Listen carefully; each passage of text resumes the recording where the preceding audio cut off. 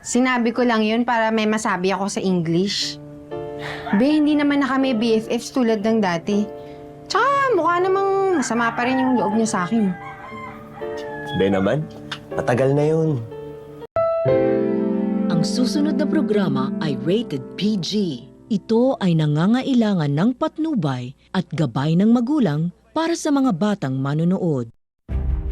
Painit na po ng painit ang mga eksena maging ang kaganapan na ating pagkatutukan at ating rin namang pagkasubaybayan dito lang sa ating pinagkakatutukan at pinagkakaabangan tuwing hapon na My Father's Wife.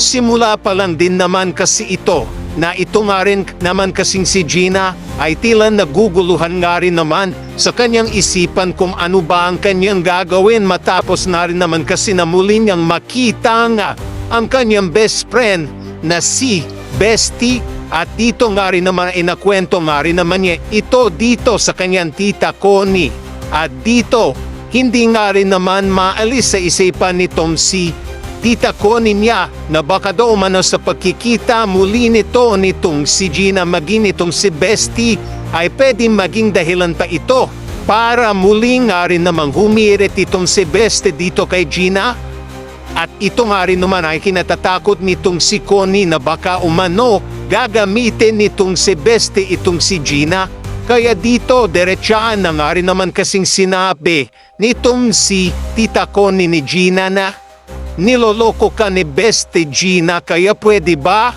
Huwag ka na magpaloko pa sa kanya, gagamitin ka lang niya sa mga gusto niya Gina. Dito makikinig ba si Gina na ating pagkatutukan at pagkakaabangan?